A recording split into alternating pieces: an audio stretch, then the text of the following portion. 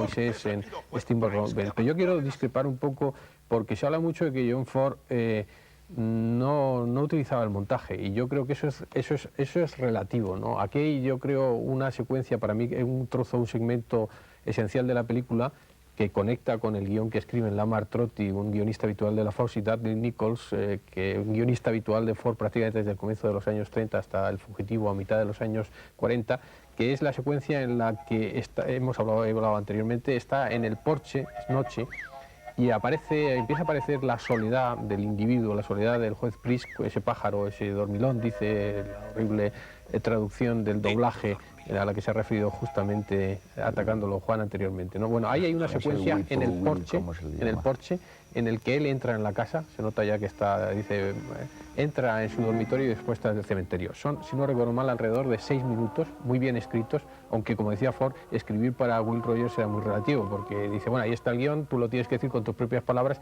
y probablemente improvisaría. Pero si desmenuzáramos la secuencia del dormitorio, que es de una extremada complejidad, yo creo, Juan, que te asombrarías de la cantidad de montaje que tiene esa secuencia. Una secuencia además en la que además de montaje efectivamente hay mucha puesta en escena, porque por ejemplo las cosas importantes a veces las dice de espaldas a la cámara Will Rogers. Vemos la espalda justamente cuando la puesta en escena y el montaje es lo mismo.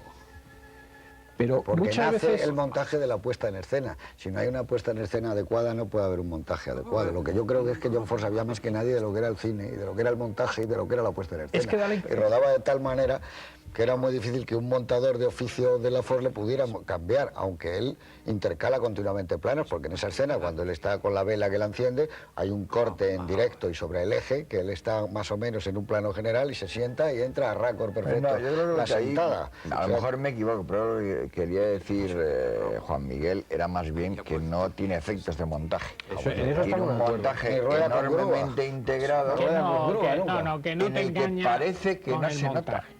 No te engaña, el montaje favorece la puesta en escena. El montaje es la continuidad, es muy sencillo de la puesta en escena. No está trucando con el montaje, ni está arreglando con el montaje algo mal rodado. En cambio sí le gusta a John Ford, que yo no lo recuerdo en muchas películas de John Ford, ese encadenado enorme, donde hay un primer plano un poquito amplio, cuando está dando el cura la historia y está contando cómo fue a la patrulla y cogió a aquellos tipos y tal, y entonces se encadena y nunca desaparece la cara suya. Ese es un plano que pocas veces ha hecho Ford, esos encadenados tan largos. Y muy difícil. Yo creo que tiene mudo completamente. Claro, eso es el nacimiento de una nación. Y hay planos que recuerdan mucho el nacimiento. Pero que él lo mantiene continuamente, lo mantiene, y eso luego no ha utilizado. Él hace encadenados, pero nunca los ha hecho, yo creo, tan largos. Sí, pero mira, él siempre hace unas cosas de vez en cuando extrañas, como por ejemplo en las películas de los años 50 y hasta de los 60, esto de oscurecer de repente la imagen alrededor de un personaje, sobre todo cuando hay una evocación del pasado. Se ocurre un poco con los flashbacks, por ejemplo, de Sargento Negro, también en el proceso del Sargento Negro. Entonces, él utiliza mucho esos recursos, llamémosle expresionistas, como por ejemplo los súbitos atardeceres en centros del desierto y cosas de este tipo, como un recurso dramático. O sea, la verdad es que de esos no se priva nunca.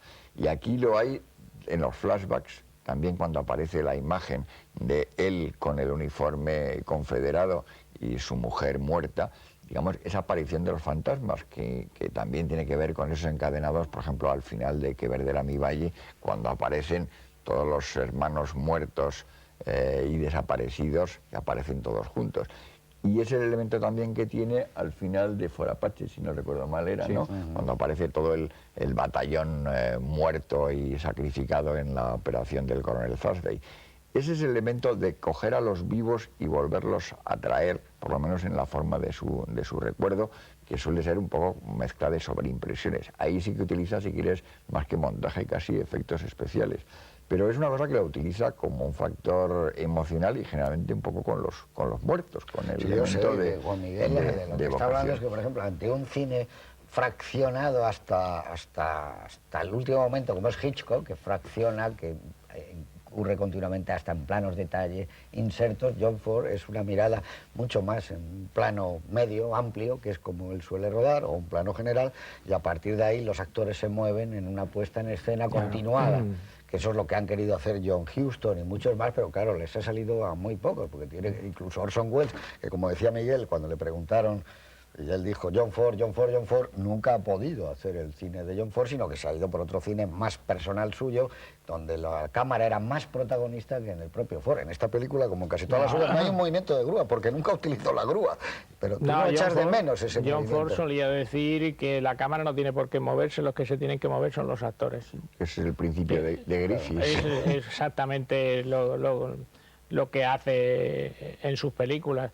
A mí me llama también mucho la atención esta película. Si habéis terminado con esa parte, me llama. Pero hay una cosa clara, pero aquí hay un juicio. No hay ninguna diferencia.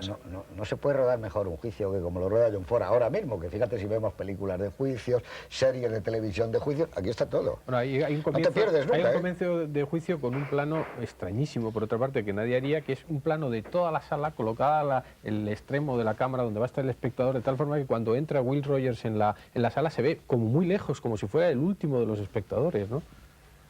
Pero que tú nunca te pierdes. ¿Sabes dónde está todo el mundo en cada momento? Y eso es un problema de haber fraccionado el tiempo y el espacio. Y eso lo hace muy bien. O sea, que tú sabes dónde está el que escupe, dónde está el otro sentado para hablar, dónde está el nadie se ha perdido nunca en una película de John Ford. Jamás. Nunca le ha gustado, y ahí está fraccionado nada eso de jugar con el escenario, digamos, ¿no? Eso están fraccionados. Ahí él sabe que tiene como 8 encuadres distintos para poder contar eso. Yo es que creo que a él le gustaba mucho el teatro y el aspecto le resalta mucho teatral, en la puesta en escena, en el mejor sentido de la expresión, de saber el escenario, el espacio que tienes y moverte dentro del espacio. El final de la película, que es, me parece, El hombre tranquilo también lo hace, es una presentación de los actores saludando al público. Y de alguna manera es así. Ver a mi valle, es el mismo efecto que los actores en el teatro. Por eso están llenas todas las películas de John Ford, de entradas y salidas, porque yo creo que ese es el aspecto teatral en el buen sentido de la expresión de las películas de John Ford. Están llenas de mutis, como por ejemplo cuando sale del tribunal, vencido, humillado, derrotado el juez Priest, que la cámara le permite a Ford que se alejen. Bueno, pues porque pienso que ese teatro que le gustaba siempre a John Ford, ese mantener la distancia con respecto a los actores, pues está presente en todas sus películas. Están llenas de entradas, de salidas, de mutis. Para un maestro del cine, del que se ha hablado del cine en estado puro, pues hay que decir que es un maestro muy complejo porque influye en otra serie de artes, como puede ser especialmente el teatro. Ya, pero yo estoy absolutamente de acuerdo contigo, como supongo que estamos todos en que John Ford viene de una fascinación enorme del mundo del teatro, eso no tiene duda, y que sigue a Griffith, etcétera. Pero también John Ford es la sensación del espacio abierto, son esos trables laterales, esas cargas de la caballería, esa diligencia, esos caballos, es una cosa también tremenda, es la fisicidad total, es el cine en movimiento, o sea que John Ford es todo.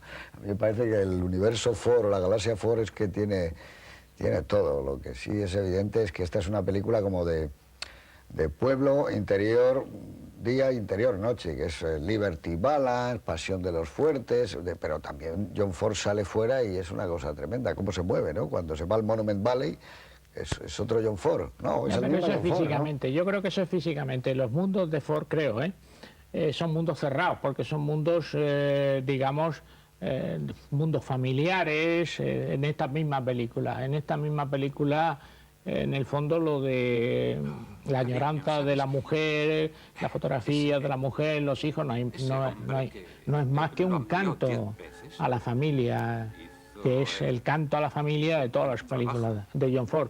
Y yo recuerdo, me parece recordar, y corregidme los fordianos, que Bogdanovich le preguntó en su famosa entrevista: ¿está usted muy interesado por el tema de la familia? Y John Ford le contestó: usted tiene madre, ¿no? Pues lo comprenderá. Sí. A mí me parece que esos mundos cerrados, esos mundos familiares, son más fordianos que los grandes. Pero familias rotas, ¿sí? Casi siempre hay familias rotas, sí, o comunidades con problemas. Una añoranza de la familia y otra cosa, ¿no? Pero casi siempre hay un poco la historia de las familias divididas o segregadas, y en algún sentido yo creo que eso es una parte de su interés por la guerra de secesión. Es, digamos, la ruptura, la guerra civil dentro de los Estados Unidos, y lo que ha quedado allí es un poco la división de la familia, considerando al país como familia. Pero también son seres despegados, ¿eh? no son excesivamente familiares los personajes. No, luego aparte de eso son desarraigados. Y desarraigados, y que no son... Muy individualistas. Es muy difícil ver a un personaje de John Ford abrazándose en una escena de amor, salvo...